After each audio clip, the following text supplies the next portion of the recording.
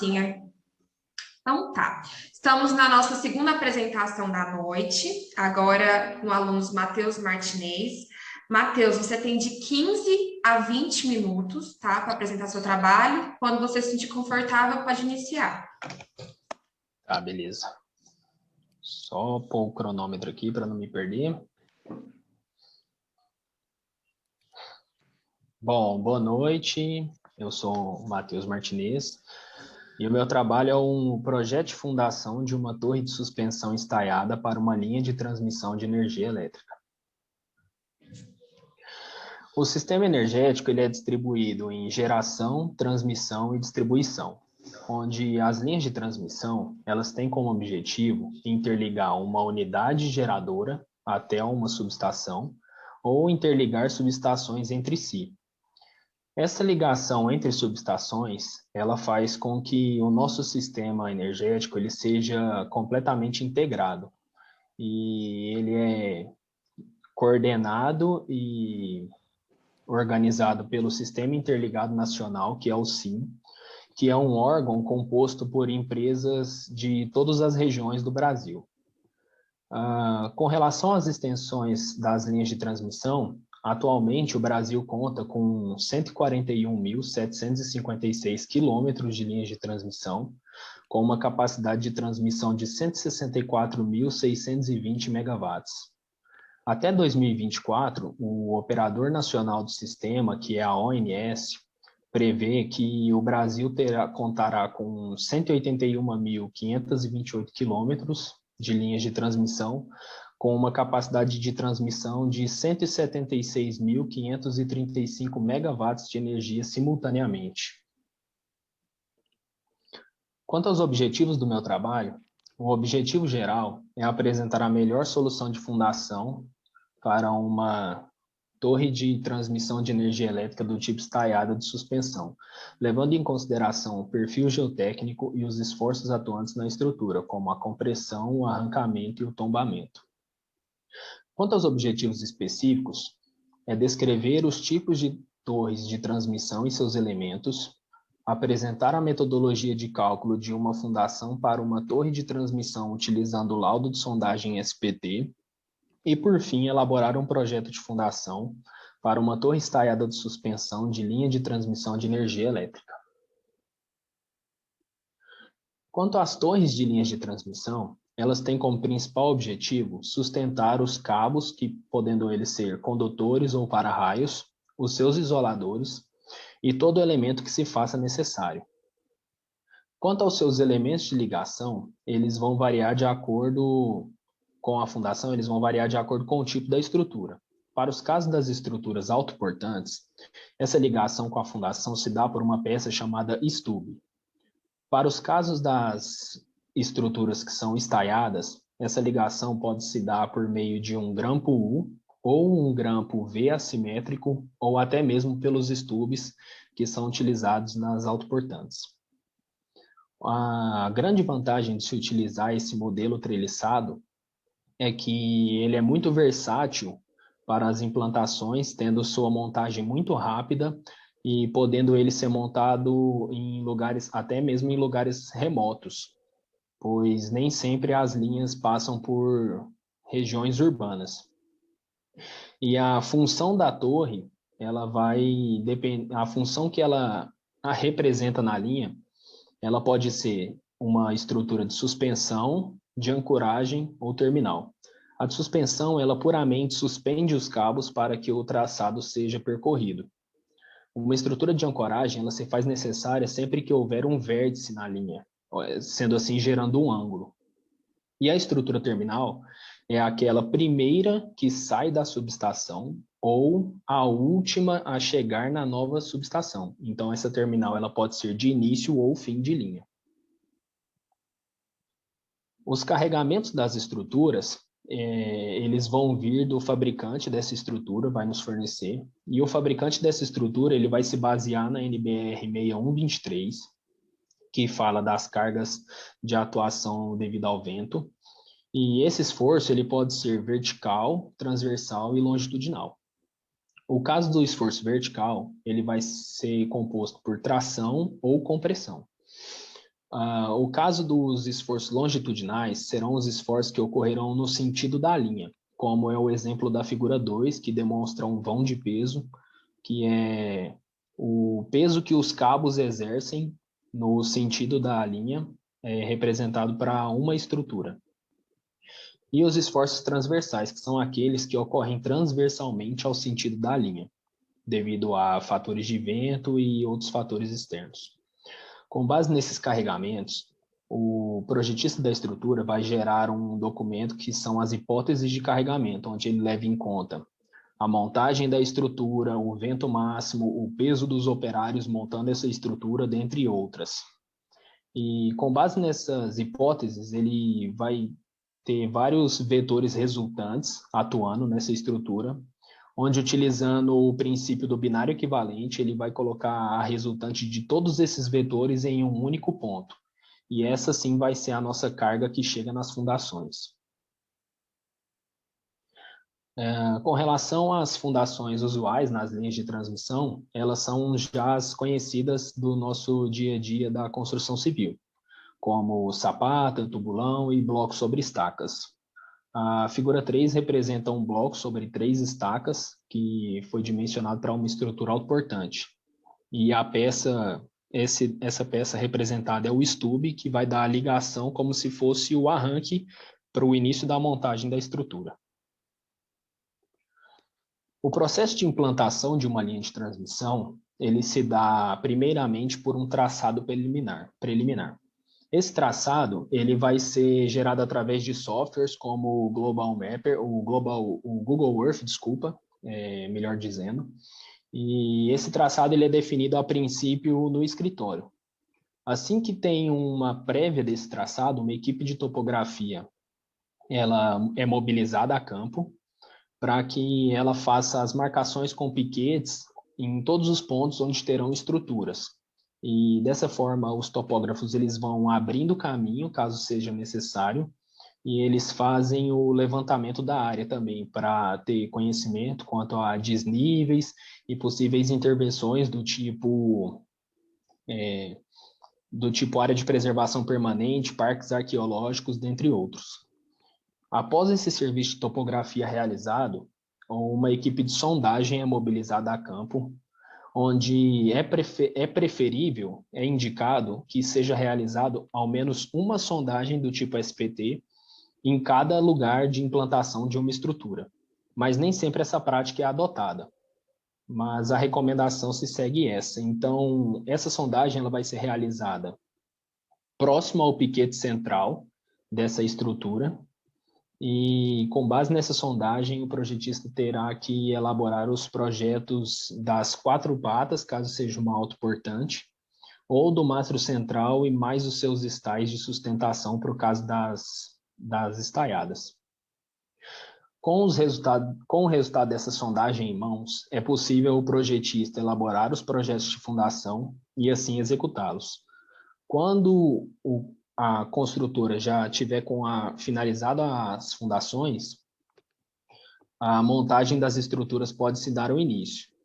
Após a montagem dessas estruturas, é feito o lançamento dos cabos e passando por todas as estruturas até chegar no pórtico de ligação, que é onde vai receber na subestação. Esse pórtico é onde a subestação recebe os cabos. E assim, quando já estiver ligado na subestação, pode-se dar o funcionamento da linha, fazendo a energização da mesma.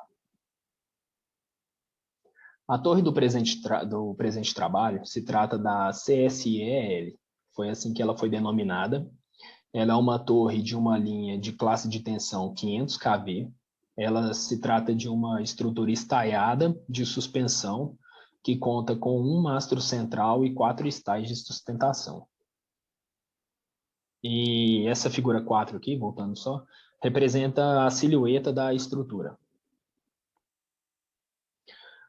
Quanto ao local de implantação dessa estrutura, ela ficou situada na zona rural do município de Milagres, no sul do Ceará.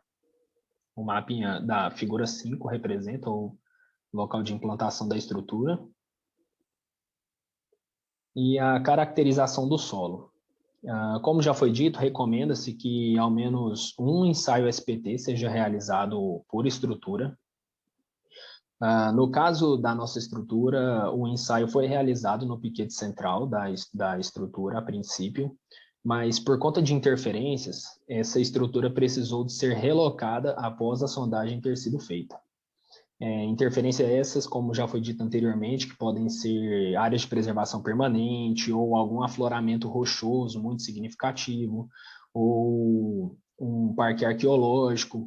E devido a essa interferência, após o traçado já definido, é o que nós chamamos de variantes. Então, o projetista ele vai ter que levar em conta essa variante na hora da classificação do solo, porque fica a critério da empresa, dona da linha, mobilizar novamente a empresa de sondagem para refazer esse ensaio. Mas, no caso das linhas de transmissão, a mobilização é uma parte muito significativa do custo de um ensaio SPT, para esse empreendimento. Então, mobilizar uma equipe novamente para realizar, às vezes, 2 ou 3 ou até 5 pontos, não seria economicamente viável. Então, muitas das vezes, as empresas não aderem a essa prática. Como foi dito anteriormente, essa figura 7, ela mostra onde o ponto SP01 foi executado, que é a nossa sondagem.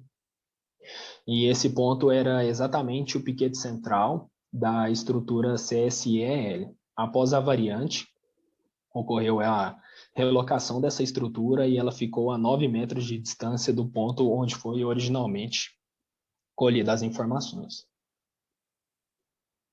Esse é nosso relatório de sondagem. Com base nos resultados obtidos pelo relatório de sondagem, pôde-se constatar que se tratava de um solo residual jovem. A característica desse solo é o aumento na quantidade de golpes conforme o avanço em profundidade do trado de sondagem. Então, nós podemos ver valores.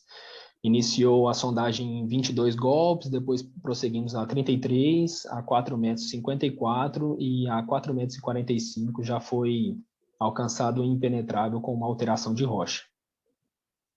O nosso relatório, em momento algum, apresentou nível de água, e dessa maneira, com os resultados que temos e a ausência de água no ensaio, fica a escolha do projetista dessa fundação definir qual é a melhor escolha dessa fundação, tendo em vista que esse tipo de sondagem nos permite fazer tanto fundações rasas como profundas. Quanto aos resultados, para o mastro central, o nosso mastro central ele foi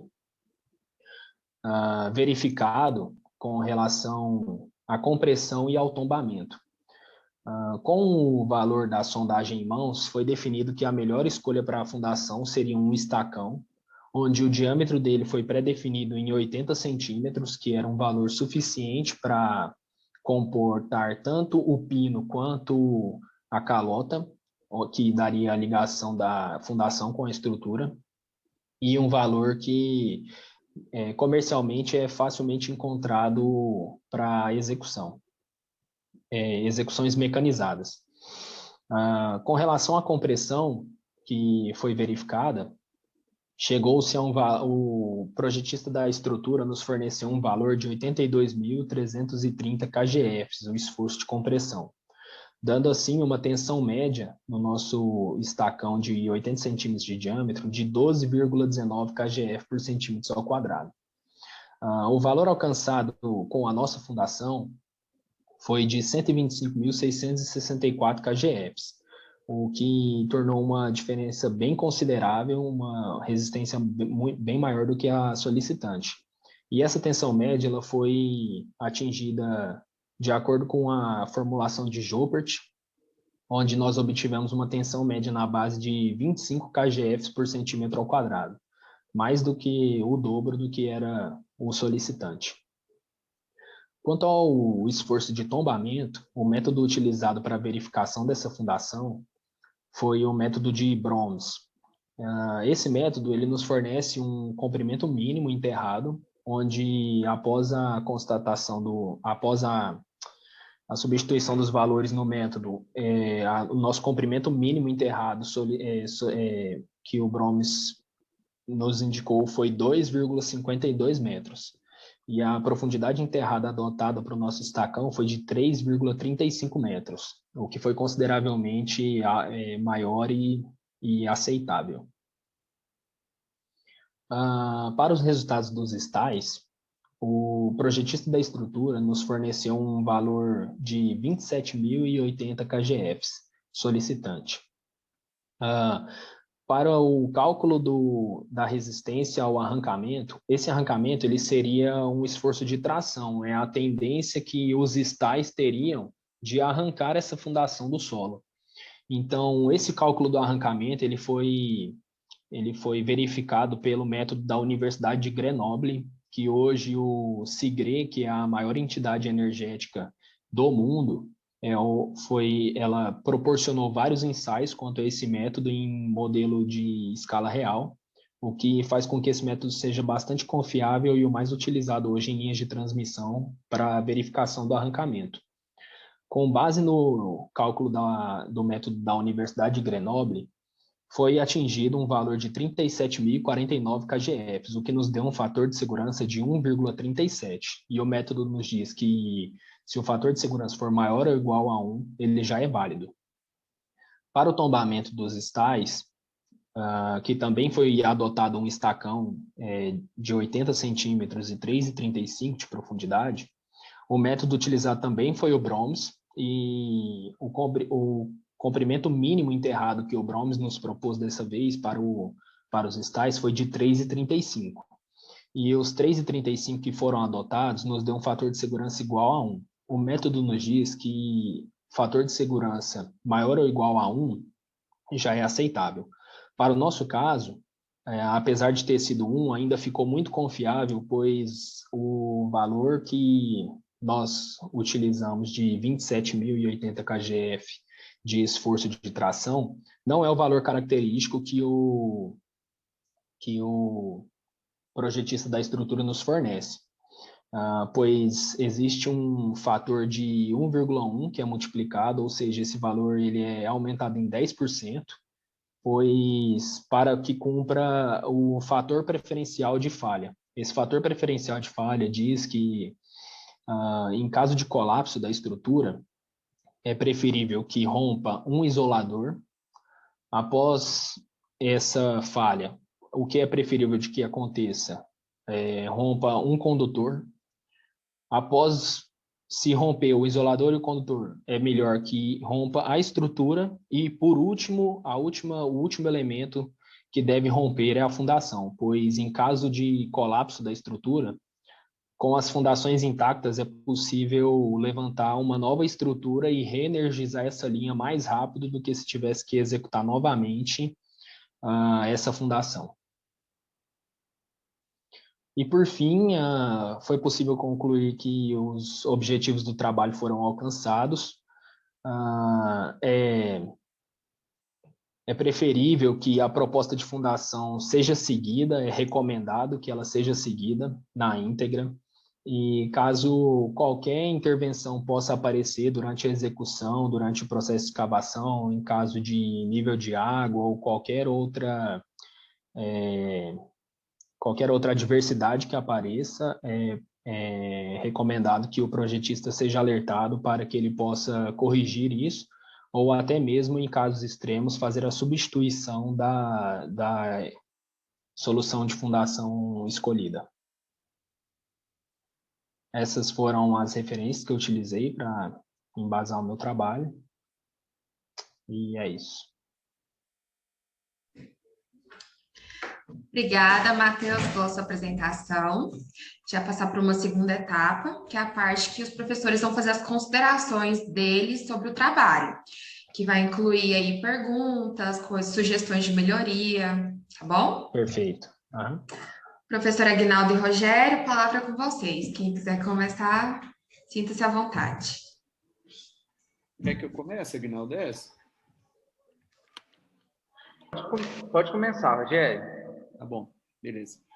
Obrigado, professora Vanessa. Parabéns, Matheus, pelo trabalho. Te confesso que eu gostei muito do tema, porque eu sou da área de telecom e já trabalhei com implantação de torres estaiadas. É claro que não era torres autoportantes, né? Era torres mais simples, né? Pelo equipamento que ia suportar.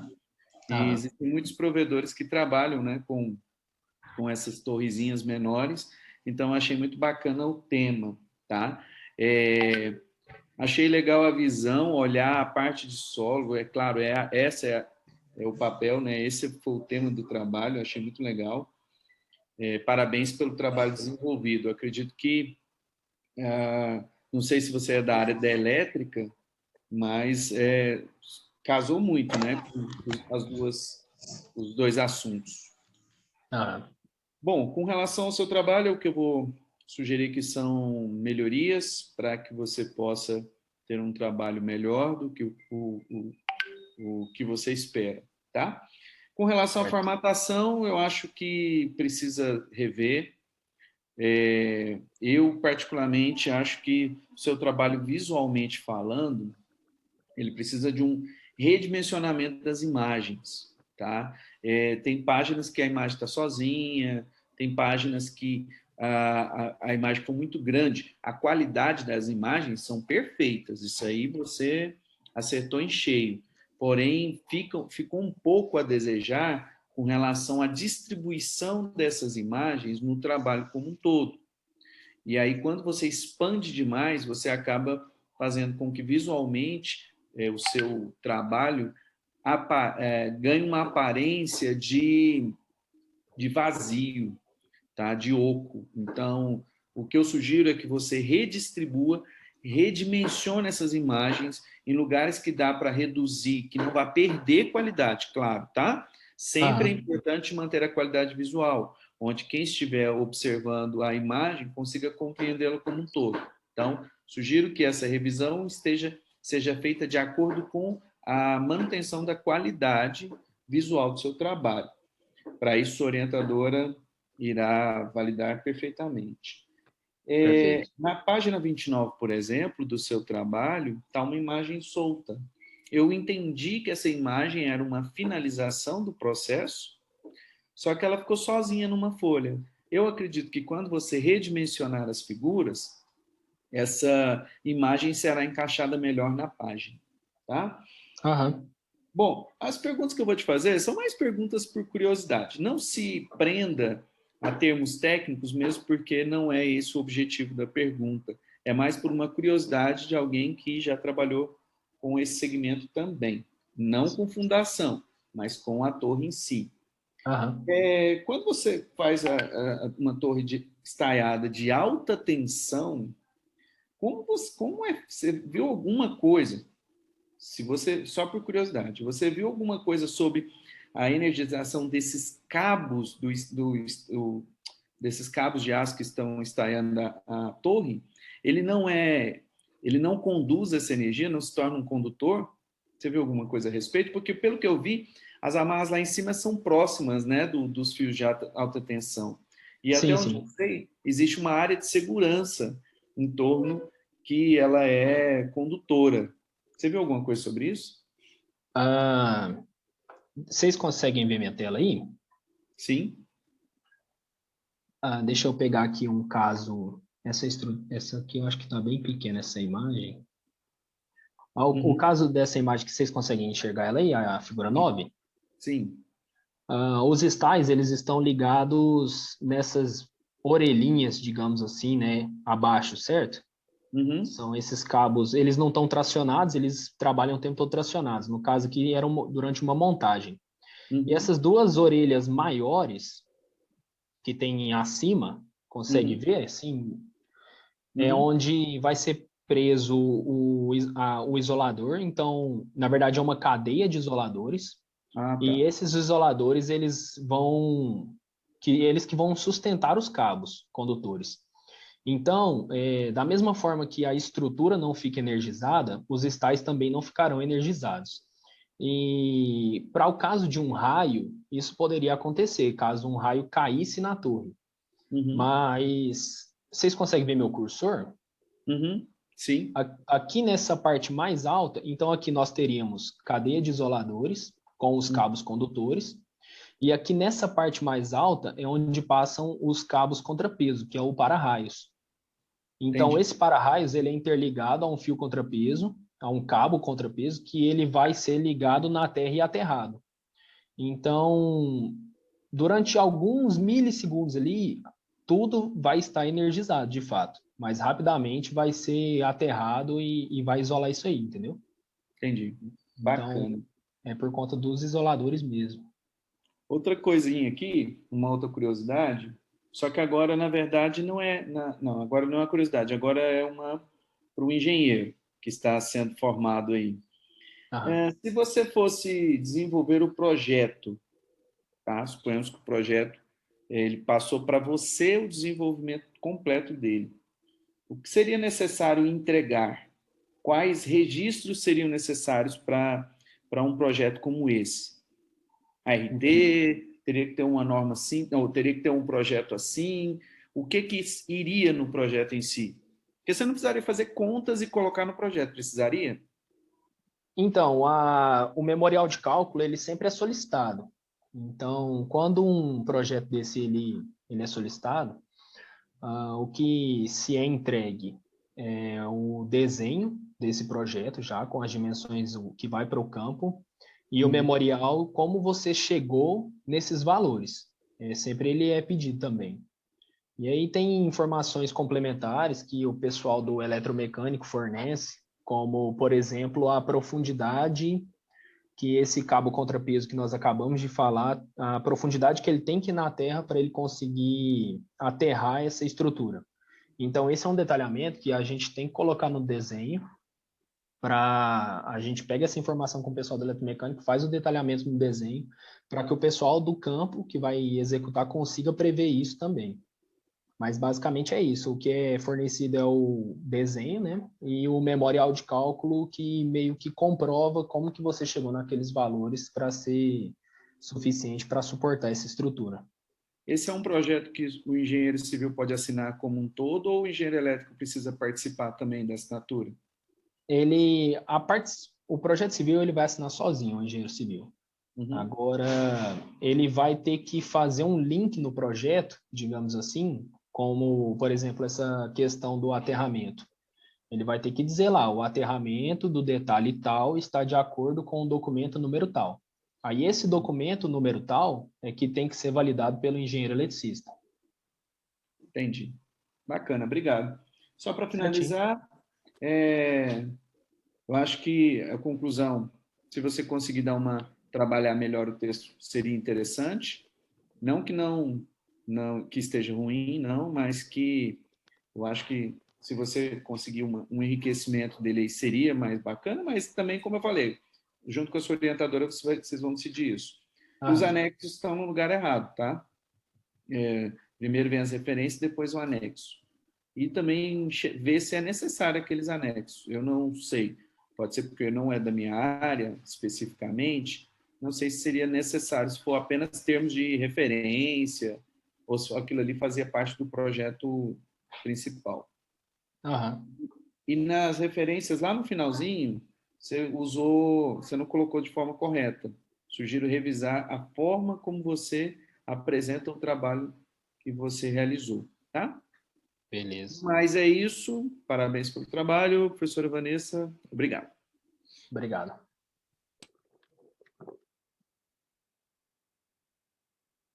Tá desligado o áudio. Oi, Matheus, tá me escutando agora? Oi, sim, sim. Não, achei que era a Vanessa que estava falando aqui. Não, tô te ouvindo, pode? Ela estava falando? Não, eu pensei que estava. Mas... tá, tranquilo. Matheus, parabéns pelo seu trabalho. Obrigado. Eu já esperava que seria um excelente trabalho, porque você é um excelente aluno. Então, já meio que aguardava aí um trabalho bem forte mesmo. Então, você está de parabéns. Gostei demais do seu trabalho. Foi ousado. Né? Foi bem interessante. O que eu tenho que falar para você, não é nem pergunta, é acrescentar um pouco do que o Rogério falou. Como você fez um trabalho muito bom em termos de cálculo, Você pecou um pouquinho na parte de formatação para mim, lá no fim do trabalho, nas equações, onde algumas você não chama como é que chama? As variáveis. Por exemplo, você fala assim, no cálculo da armadura longitudinal usando o P-File, aí você coloca ali umas 9 equações em seguida. E não declara as variáveis da equação. Nunca esqueça disso. O que é FCK? Por mais que a gente saiba, tem que explicar. O que é gama C? O que é MD? O que é ND? O que é isso? O que é aquilo? Para a gente é óbvio, mas no trabalho você tem que declarar. Tranquilo? Beleza. E por fim, lá no capítulo 5, você fez conta, colocou os resultados, mas tenta fazer um resumo explicativo do grande finale que você encontrou. Quanto de aço, tenta organizar os resultados, o resultado final. Para um leigo que vá ler e entender a ideia do seu trabalho. Qual é o resultado final do seu trabalho, entendeu? Então, tenta montar uma tabela, colocando todos os resultados, talvez o total de aço utilizado, para poder ter uma noção de peso de aço que foi projetado, e assim por diante. Perfeito. Melhorar só um pouquinho essa parte do resultado final. São essas as minhas sugestões, Matheus. Perfeito. Obrigado, Vanessa. Nós agradecemos as considerações do professor Rogério e do professor Aguinaldo. Como eu vi que você estava prestando atenção, Matheus, eu já te mandei por WhatsApp o que a gente precisa melhorar, tá? Baseado no que os professores apresentaram para a gente, ok? Agora a gente vai para a parte de deliberação da nota. Eu vou pedir para você sair da reunião enquanto os professores deliberam, e aí eu te chamo de novo no WhatsApp para você voltar e receber sua aprovação ou não e a sua nota. Tá, beleza. Vou sair aqui. Tem que parar de compartilhar, né? Agora sim. Pronto. E aí? Matheus, você foi aprovado pela banca com a nota de 95. Parabéns. Eu queria te falar que foi ótimo trabalhar com você. Você é um excelente aluno.